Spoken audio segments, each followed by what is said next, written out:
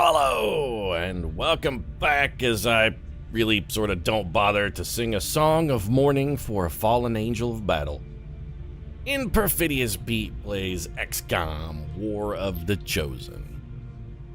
And yeah, normally I'd wax poetic and try and give Jerry Priest here a glorious farewell send-off, but today, you know what, today I'm not gonna do that. I got a little something to get off my chest. If you hear some thuds in the background, that's gonna be me climbing up on my soapbox in a second, so I'm just gonna pre-apologize to Cherry Priest here. I'm gonna, instead of talking about you, I'm gonna give your eulogy the Lizzie Borden 40 wax, and then instead take that same bloody axe and take a few swings at the video games industry today. Gonna do a little proselytizing, so you have to bear with me. Like I said, the thumps, here they come.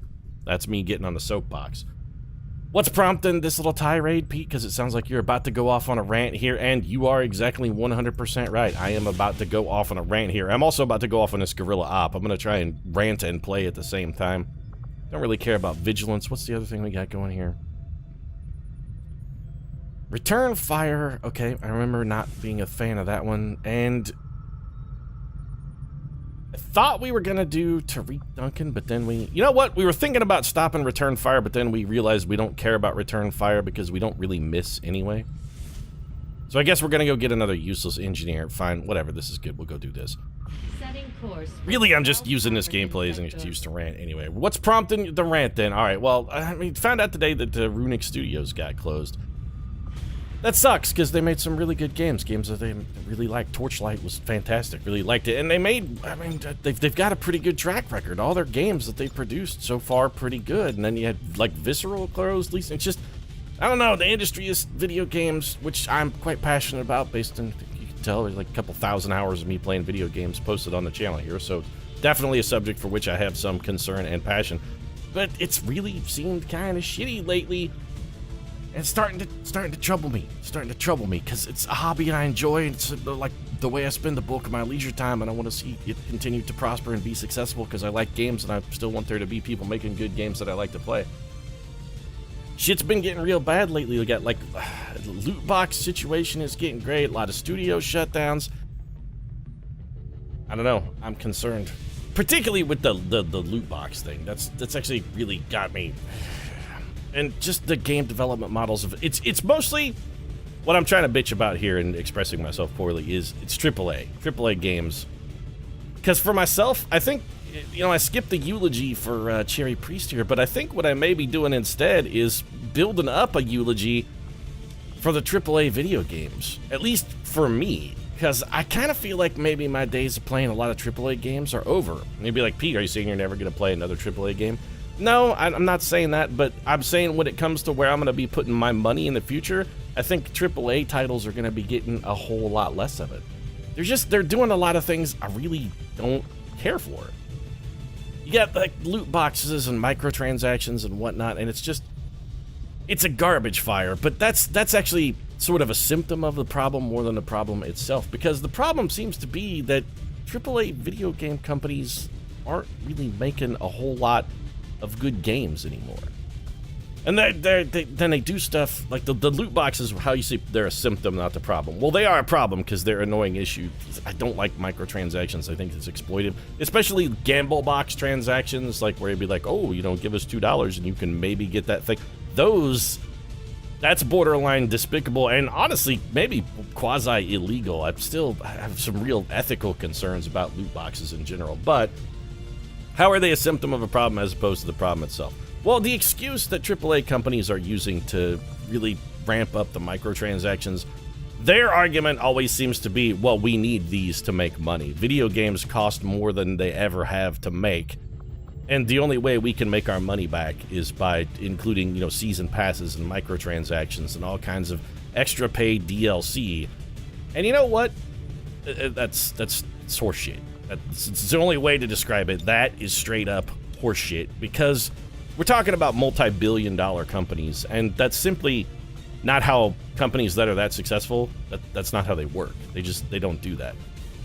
They're not going to spend $250 million on a game and then be like, well, at $60 a copy, we have to sell 6 million copies of this for it to be successful.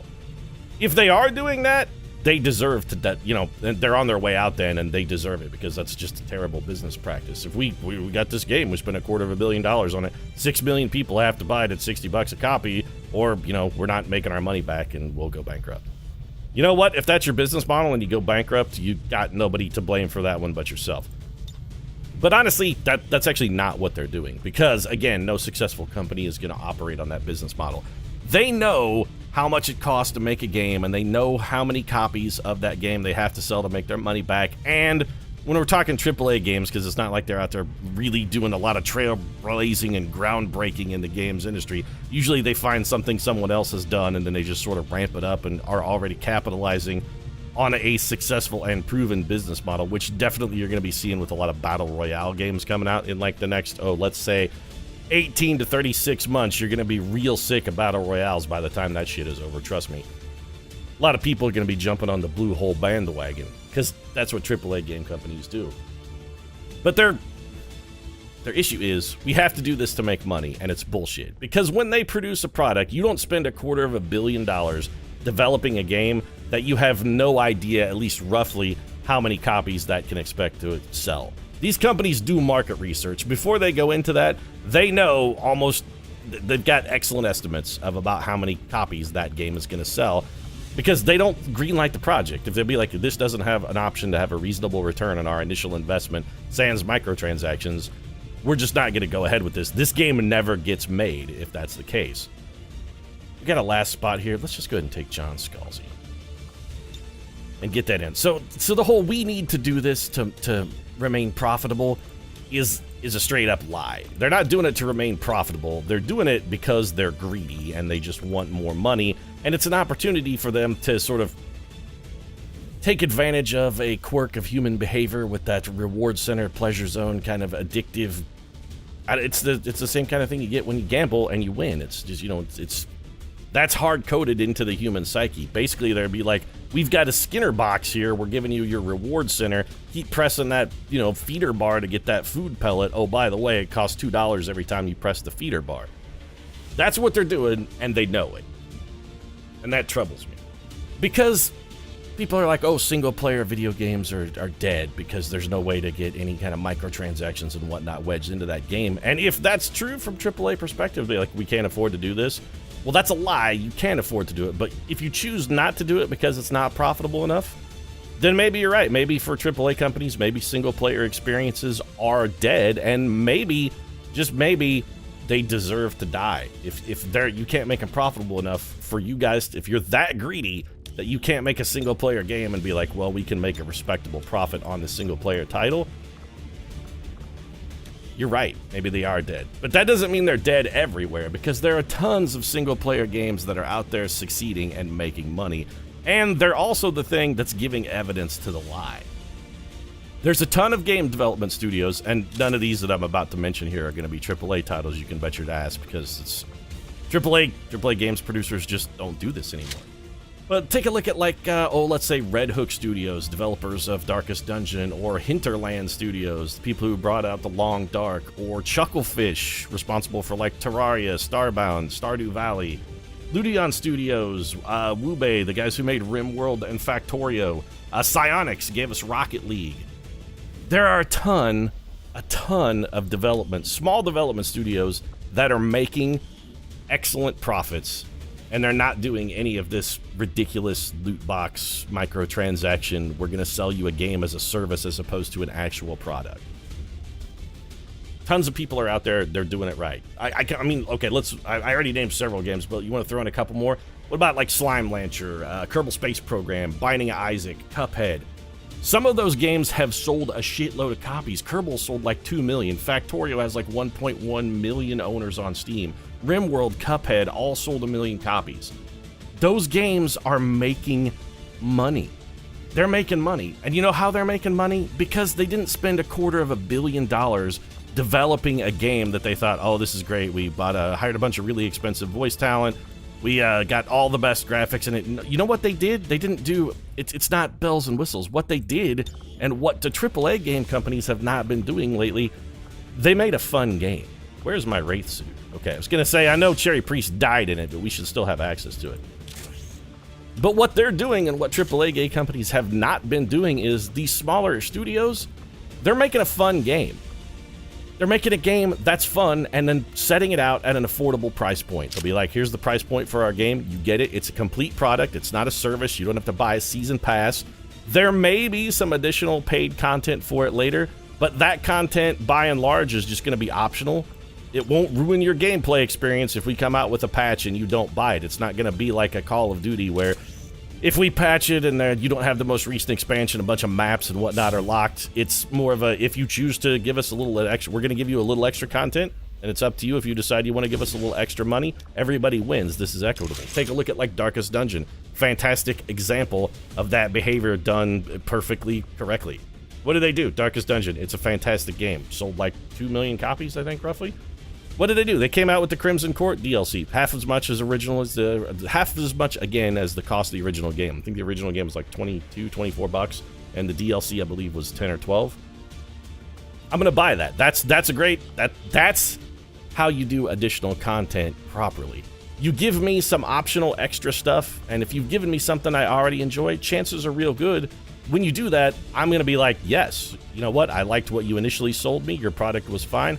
We had an equitable exchange. You set a price and gave me a product. That product was great. I enjoyed it. You're offering me more of what I already like for a little additional funds. Here's my money. Take it, take it. I can't give it to you fast enough. Other companies are doing that same thing. Look at CD Projekt Red. Witcher 3 got a bunch of additional DLC. I don't have a problem with DLC specifically the way it's presented.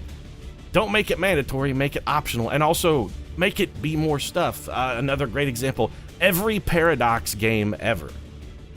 Paradox Interactive is a studio I sort of can't give enough praise to because, one, they're making really fun games. Paradox games are great. But two, their business model is also both good for Paradox and good for the games industry.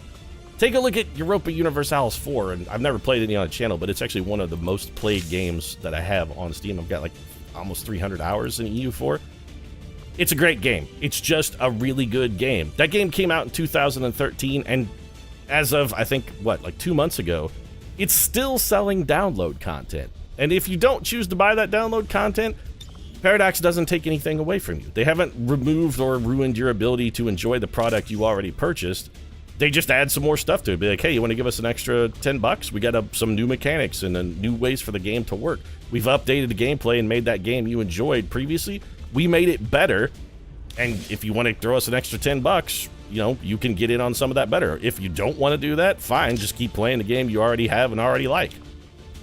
And they're making money. The Paradox expansions, they got Hearts of Iron 4, Europa Universalis, CK2. When those come out with expansions, they sell the shit out of them. And, you know, I own most of those expansions, too. I'm a good example of a target consumer here. When EU4 comes out with the new expansion, I just buy it. I'll be like, oh, well, they added some new stuff. Hell yeah, another excuse to go back and play a game I already really like. Let's get a superior scope on here. Where are you going with all this, Pete?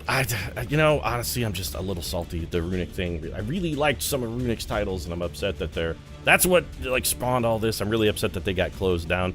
But, you know, if their games weren't making money, and I understand, I think Hob was not particularly, their most recent offering, I think, was not particularly successful. Seems like Torchlight, I mean, I know Torchlight sold like crazy, and it should have sold like crazy, because, again, it was a really fun game and an excellent product. I'm tired of... What I don't want to see is this is where this is the overall thrust of my argument here. Let me bring this to a conclusion as we take off and get ready to go murder some aliens. What I don't want to see is all video games become Blizzard. I don't want to see all developers become Blizzard, because honestly, I genuinely feel like Blizzard is not a video game publisher or producer. Blizzard doesn't make video games anymore. They don't. Blizzard is a revenue model, and they come out with products that aren't actually a game in and of itself or anything that's fun. It's simply a machine designed to generate revenue. And I've said this before, and I fire shots at Blizzard a lot because their products are, I think, by and large, just shitty.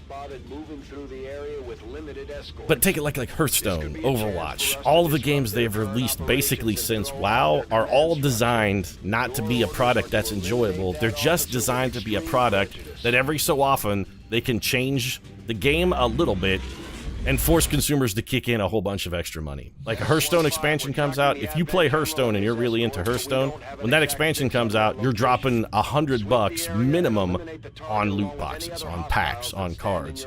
Because unless you want to spend the next year getting your face stomped in, you have to buy them. And the game itself, just unless you're doing that, it's not really a game. It's just a way to make money. And I don't want all of the games industry to become that, because it's usury and it's scummy, and it's not a way I want to. Again, this is how I spend my leisure time. Please don't shit all over it. And maybe the way I do that, because like anything else, you just gotta it's more of a vote with your wallet kind of scenario. How do you try and express to these large companies that you're dissatisfied with their behavior? It's pretty simple. Don't buy their products. And that's what I'm gonna do, which is why I say Cherry Priest Eulogy is maybe a eulogy for AAA titles for me, because AAA titles they're not worth my money. I don't want to pay $60 to a company that's doing something that I don't care for. I don't want to be spending that. And it's not that I don't want to spend the money either. That it's not even, for me, it's definitely not a financial decision, because, you know, financially, I'm not fucking Bill Gates walking around just throwing money around, but also I'm pretty fiscally stable. I mean, I'm a single guy, I don't have kids, I got some disposable income, and usually one of the things I spend most of my disposable income on is video games. That's a big chunk of where my money goes. They're already getting a lot of me. And their argument that they keep using, oh, well, this is what we have to do to stay profitable. One, it's bullshit, but two, it's double bullshit. Not because they have to do it. They already know that how many copies of a game they need to sell at $60 in order for that game to be profitable, and they can budget their development budget to make certain that that game makes money. Or, like I said, if that's not true, that game's never getting made in the first place. They know those games are going to turn a profit. The loot boxes and all the extra stuff is just additional free revenue, basically. But here's the thing. What puts the lie to that statement of we have to do this to remain profitable? If you make a game that is fun, people will buy it. It doesn't matter what the price point is. You can raise the price point on the game. If the game is fun enough that people want to play it, they don't care what the price point is. They'll pay $100 for a video game. You make a game that's fun enough that people just absolutely have to play it. If that game is $100, people are going to find a way to pay. It may be the only game they buy that year, but people will find a way to buy your product. This is basic economic principles. It's the law of supply and demand. If you make something that there is a demand that exists for, you can adjust the price to satisfy that demand. Closing on target position. You want to charge, you make a good game. If you can make a game, AAA video companies, that is good enough, people will pay $80 for that game. There's not some magic into this. It's a basic law of supply and demand economics. You make a good enough game, if it's $80, if the game warrants it, people will pay $80 for it. That's the way this system works. And what AAA companies seem to be unwilling to do is, if you want to raise your price, start making some fucking better games then. Am I going to pay $100 for the next Call of Duty clone? No, I'm absolutely not going to do that, because it's not a fun game. Honestly, I'm not going to pay $60 for Call of Duty, because I don't think it's worth $60. Game is not fun. Don't try and sell me a $60 game. Be like, oh, to remain profitable, you have to buy another $80 worth of DLC on top of this, and then probably a $30 season pass too. The season pass really isn't optional, by the way. If you don't buy that season pass 6 months from now, this game just is going to be largely unplayable. You haven't even sold me one product when you do that, and I'm just, you know what? I'm not going to subsidize that kind of behavior anymore. If AAA companies want my money, raise the price and sell me a product that doesn't have a bunch of stupid microtransactions in it. Just sell me a product that's actually worth the asking price. That's really what I want you to do. You need more money to stay profitable? Make a game that's worth more than $60 then, and I will pay it. Or alternatively, don't spend $250 million making a game that really isn't very fun. What you should do instead, maybe back down on some of those gubbins and the expensive, like, super... And this is not me firing shots at voice actors either, because by and large I think voice actors are probably underpaid, but... I'm on the move. Don't spend all of your budget on stuff that doesn't really make the game better. Then you'd be like, Pete, you don't think voice acting makes the game better? No, actually, voice acting is a bad idea, but like groundbreaking graphics and whatnot, some of those games that I mentioned earlier as being like million sellers and really profitable examples of small studios hitting them out of the fucking park, those games don't have cutting-edge technology driving them. They don't have some kind of really fancy, elaborate game engine. RimWorld is freaking sprites. I mean, the graphics and whatnot in RimWorld and Factorio, I mean, to a similar extent, they're not exactly visually stunning or groundbreaking. They're very simple, but what they are is a fun game. So fun, the gameplay, that you don't even, when you're playing Factorio, you don't give a shit about the graphics. The graphics are none of the game. This is just what AAA studios just can't seem to wrap their heads around. They can't raise the price on their products because they're not making a good enough product to be worth that extra cost. And instead, they're trying to exploit like loopholes in human behavior to get that extra ducats out of us. And that's just scummy, is what it is. Are you done, Pete? Yeah, okay. I mean, all right. That's the stumps. That's the sound of me climbing down off my soapbox. Let's talk about what's going on here on this mission, and that I'm barely paying attention to it. We're here to kill a field commander, neutralize all enemy targets. Basically, this is just a kill everybody mission. Thinking about maybe we dive in here with John Scalzi. Come here, Ren. I want to be between these guys, so we could hit them with a Blade Storm. My question is, are they going to take a reaction move before we get there? I don't think they get to. Alternatively, we could probably just, you know what, let's just vape the pod. We got R.L. Stein. R.L. Stein, do you have salvo?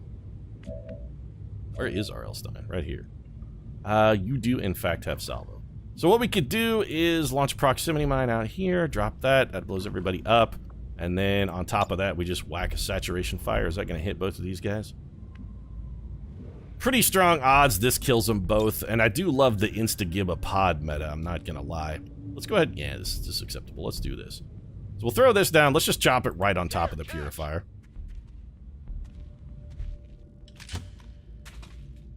R.L. Stein dropping a bomb like, you know, he just published this year's Call of Duty, which is... I looked at some of I didn't buy Call of Duty, but I looked at a bunch of gameplay footage. Man, that game looks real bad. Please don't shoot Tabitha King, though.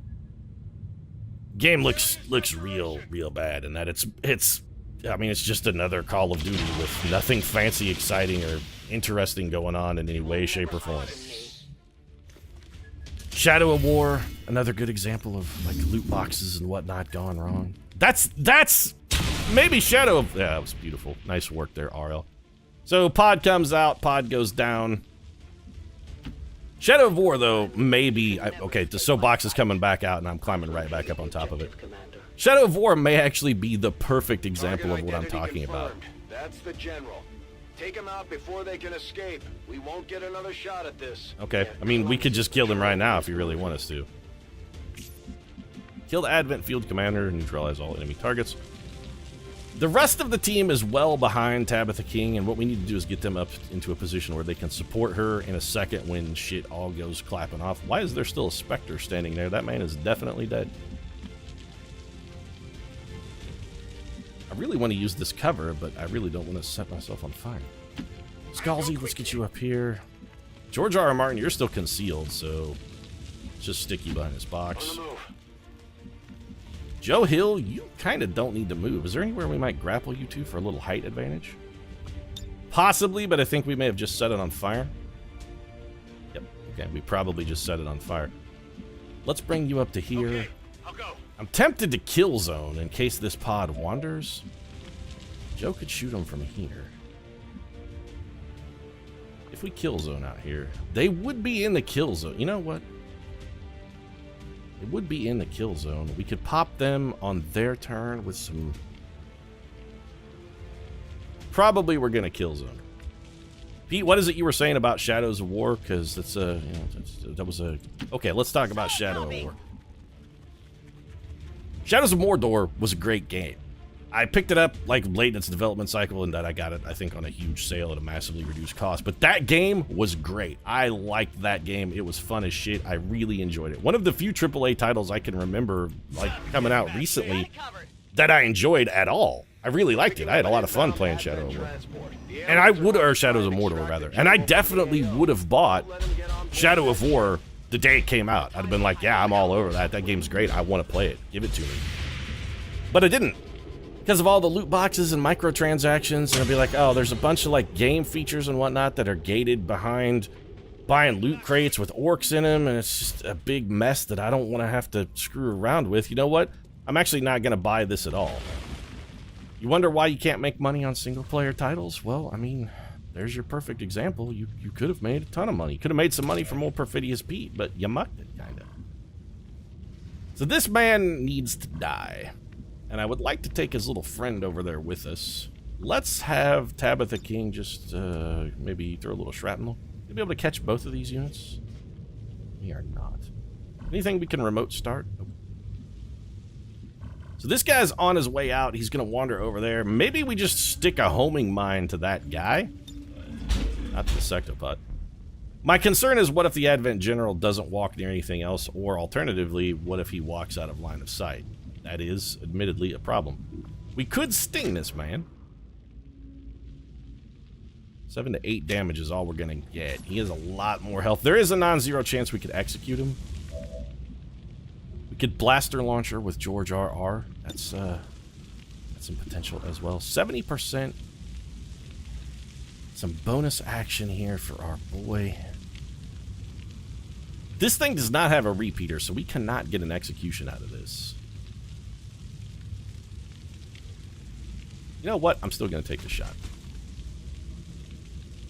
But yeah, fantastic work. We're really firing on all cylinders. We did hit him, though, so we got some damage out of that. If you guys could step towards each other so Tabitha King can whack both of you with the same mine, that would be beautiful. Well done. Thank you. I appreciate your cooperation. So Tabitha King, now we can have you throw the old Claymore out here, and then we're probably just going to have you detonate self-same Claymore. So there's the toss. Tabitha King with the follow-up shot. We're not going to be doing anything fancy here. No insta-gibbing an entire pod all by herself. At least not right now. Should have gotten rid of most of the cover. Does not seem to have gotten rid of much of the cover. We have John Scalzi run all the way up. Okay, Scalzi's not going to be able to do anything for us this time. George R.R. Well, you know what? Yeah, just do it. We may have to explode our way through this one. I don't want to run through here and activate another pod. I just want to get these guys dead. This man would be dead now if Joe Hill had, hit a shot. You've seen me. Yeah, it's fine. Stephanie Sparklesmeyer, you could take out the heavy mech. All right. But who's going to kill the other man? That's the question then. If you take out the heavy mech, who kills his friend? We could have R.L. Stein. R.L., what can you see from that tile? You're not going to be able to see this man from that tile? Now, you can almost... Okay, what's your chance to hit the robot here? 96%.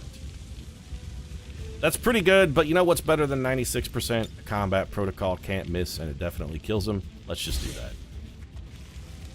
And if we want the guaranteed kill, I guess we could always just have R.L. Stein give Stephanie Meyer a bonus action and have her go combat protocol again and murder the other dude also with the combat protocol. And in fact, now that I'm thinking about it, I'm just going to go ahead and do that because that's a way better plan. Except Stephanie can't see him from where she's at, right? Well, she does. I mean, it was a great idea in theory for a moment. RL's going to Icarus jump to here. This Spectre just standing there is really creeping me out, though. 92%. You know what? We're not going to miss 90. I was thinking about using a grenade for guaranteed kill, but RL can drill him in the side of the face for 15 damage. It gets wrecked. Well, the enemy transport can come in all by its lonesome now. That thing is done. That's how it's done. We need to clear the area of any remaining hostiles. Shouldn't be too hard, John. Recover the general's body. Oh, we have to recover his body? That's very Dr. Tigan-esque, actually. Scalzi? We come up this way, you're going to trigger a pod, and I really don't want to do that yet. Let's run you over here. John Scalzi, by the way, contributing a hell of a lot to this mission. The man's doing great work. Also stealing lines from George R.R. Martin novels. That's just doubly not cool, Scalzi. My watch begins. I'm not going to complain, though, because as pistol shots go, that one was actually pretty good. These guys are going to come running at us. Their sectopod friend may join in a second. We got some other Overwatch here that's about to happen. Oh, get loot boxed, son. It's like George R.R. Martin's The Beam Cannon there was a brand new expansion for Hearthstone. He's like, give me my $250, shit stain. You want to play, you got to pay. Another pod coming in on us. Those guys are suddenly active. And Tabitha King is busted. Well, that's shitty. Okay, well, that's a lot of guys. Tabitha King does not have Annihilate. We really need to get Tabitha King Annihilate. So, we've got several problems. How are we going to solve it? John Scalzi. We can have you go rend this man, but I really want you to be visible at the end of your movement. Like, I very desperately want you to be visible so that we can use you for a shot. George R. R. Martin, do you have Untouchable? You are Implacable. You are also Untouchable. So we could theoretically have George R. R. and Scalzi together combined to get us 2 actions. We can't get a bonus action on George R. R. because his teammate's not here. Joe Hill, what can you do for us? You can shoot a Sectopod. Potentially, you could kill that Elite Lancer. Alternatively, you could maybe... I don't suppose there's anywhere you can grapple. Absolutely not, because you have no even icon. How many people can you see from here? 3. I wish I could tell what 3. Get you over here. I really want to have him come around this corner and face off. I suppose we could have Tabitha King give him a bonus action. Tabitha King is in a little bit of a pickle here. We could have Tabitha banish the Sectopod and just hope for an execution. Do you have Shredder? Target definition, infiltration, silent killer, islands, distractions, shrapnel. Okay, you do not have the thing that makes you shred armor.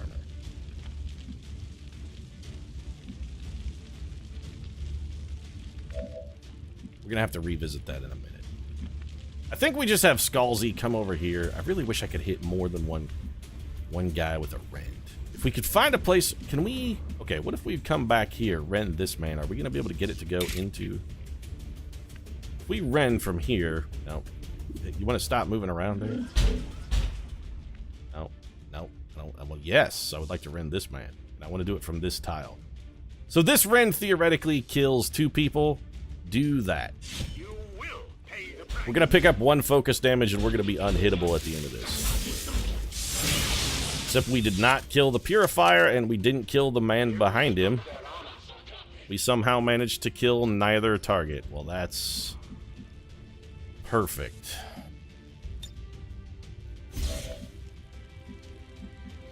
We did weaken all of them greatly. Because, you know, that's way better than having killed something. So we can... Alright, well, I mean, we're almost certainly going to have to chain shot the Sectopod, and even this probably won't kill him. Can we get a salvo off that hits both the Sectopod? Yes. Alright, let's do this. R.L. Stein's got the salvo, so we're going to start things warming them up. A little bit of a grenade out there. This is the first time in a while we've really had a mission come along that kind of challenged it. Wow, we only got 1 point of his armor, huh? And relatively minimal damage as well. We still have a chance at this, double 92%. If the first shot hits, the second one's definitely going to hit because we're going to hollow target him up. Right, we increased his hack defense, which is nice. And I don't think we're going to kill without a critical on this second shot.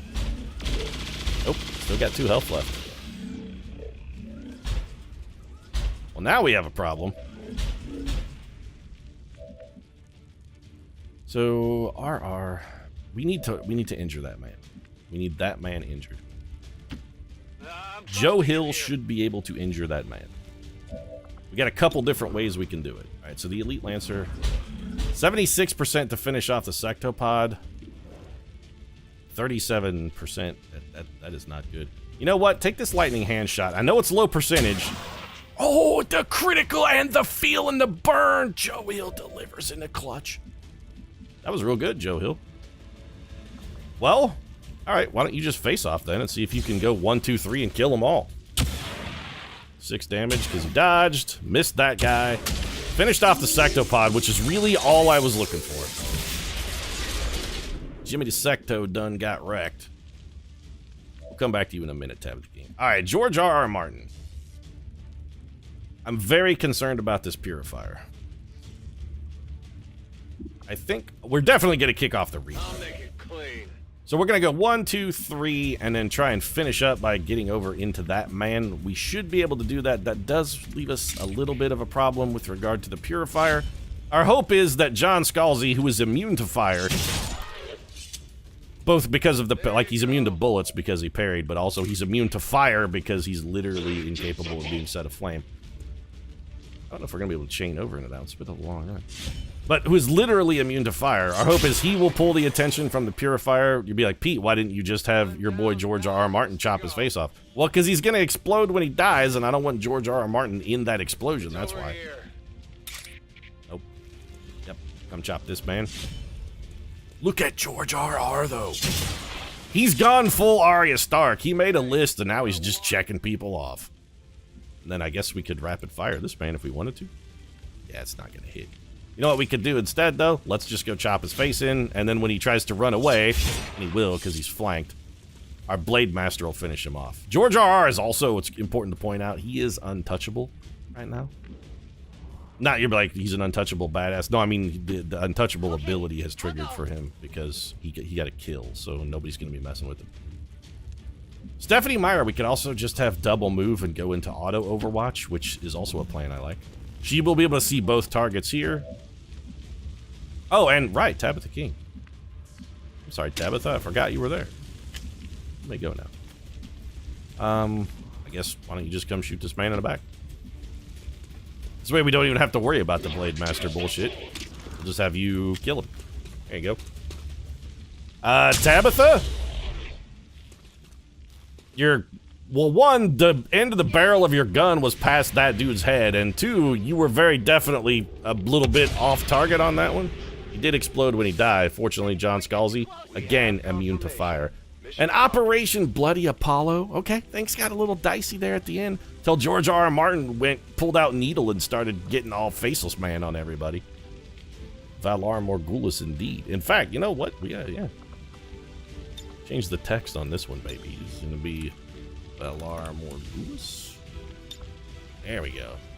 And I think basically we just want a shot of George R.R. Martin, the hero of this mission. Would be nice if he had a little more dramatic pose going on, but what are you gonna do? Get Stephanie Meyer's arm out of the shot. There we go. Yeah, that's badass. Take that photo. I'm liking that one. That's a nice little cherry on the cake of this mission, which brings us full circle here back to the fact that Cherry Priest is still dead.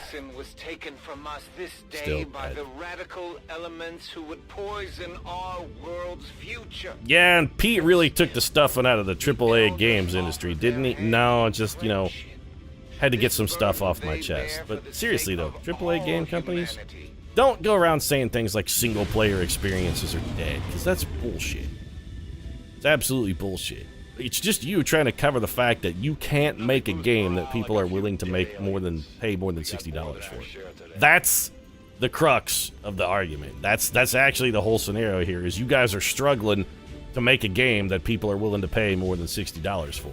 $60 is the expectation, and you're going to have to come up with something truly enjoyable and revolutionary in order to get people to move above that price point. And for the last, I'm going to say roughly, what, 5-6 years? You haven't been able to do that. You and your crew. Don't try to pin that on us. That's on you. Because there are other companies out there doing it better and doing it cheaper. We're talking profit margin. The guys who are making Factorio, they got your shit beat all over. Because they made a fun game. A fun game. We picked up another mouth to feed. Fantastic. On the plus side, though, we did do that one to thwart that dark event, and that was successful, and we came back with everybody in one piece, thanks to George R.R.